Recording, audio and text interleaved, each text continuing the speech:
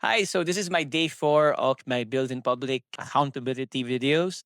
So I'm wanted to share what I did today and for what purpose. And also siguro I can want to share din yung tip that I basically or the workflow that I did for this project that I'm working on. So ang goal ko kasi today, so starting this week, is to be able to sell one of the applications, to sell the service of one of the applications that I made. It's called FitCheck.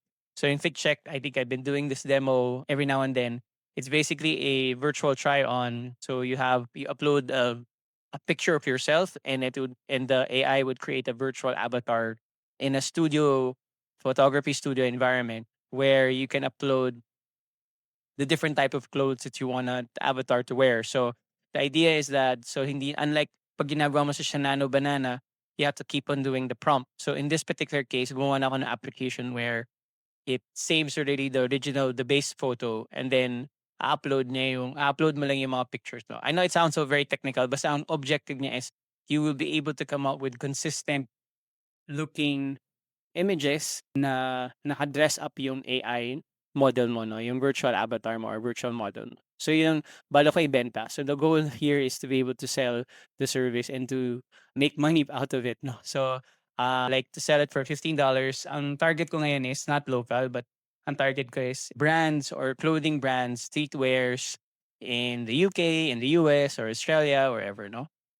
Or in Europe. So, depende, no? So, ang ginawa ko for me to be able to, and this is one of the features that I like to share is in Google AI, in Gemini, you're able to do research. So, there is a section there where you can do deep research, no? So, I'll give you an example of how it looks like. So, anyway, so, balo kasi is to look for clients abroad. So, ang ginawa ko, I use deep research for sa Google Gemini, no?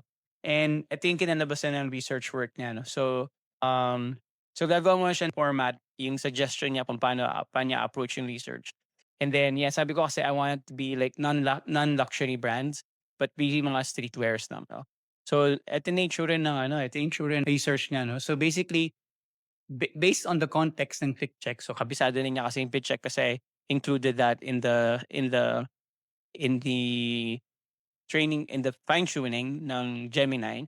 So, pinasok ko yung mga information na yun. So, yan. So, nagbigay siya ng mga where to find them. So, nagbigay siya ng mga links or nagbigay siya ng mga leads, basically. So, natuwa lang kasi ako because before I would go or if I were to look for leads, I would either go to the Instagram or pupunta ka ng Twitter or pupunta ka ng Facebook or pupunta ka ng LinkedIn para mahanap ko na sila or hahanap ko sa website, type mo sa Google search, no? Here, ginawa na niya for me, no? So, pero madami pinagawa sa kanya. Basically, nakakuha siya ng database. So, yan. So, gumawa siya naman. And chinek na rin to, like, they're all legit, no? And then the second level na ginawa ko is basically having a Gemini to kaya ko siya pinagawa, fineed ko kasi siya, gusto ko gumawa ng gems or yung mga, basically parang project folder where, gumawa ko ng lead generation gem or parang fine-tuned on that, no? Ano ba yung meron dito? It's basically para lang siya kunyari kailangan ko gumawa ng email, papadala sila ng email, at least kaya niya mag-compose ng email, gano'n. So, gumawa ako ng system instruction. I know I'm rambling here, but who cares if anyone's gonna watch this video. But yeah, gumawa kasi ako ng system instruction na para matulungan ako whenever I post something about this particular brand and their news, kaya niya mag-compose ng email for that. That sounds like me na hindi AI gumawa, no? So, medyo madami pang fine-tuning, back and forth yung pinagawa ni Adam. So bukas ko siya ita-try out, meaning I would send it to these companies, mga maybe 5 or 10 to see if they would acquire the service of having me do their mga virtual fit checks or virtual try-ons na for their images or for their clothing brand with the model, no. Pasensya niyo na yung buhok ko kasi talagang pulot talaga siya. So it's really like this pag kaya ako nun naka-sombrero madalas. Anyway, so di ako sobrang so pulot talaga siya. Wala nang magagawa diyan. So yeah, no, so that's what I did today. Aside from that, wala naman masyadong big thing, no. At yun lang, gusto ko lang kayo bigyan ng update bago matapos ang araw na 'to. It's already like 7 o'clock.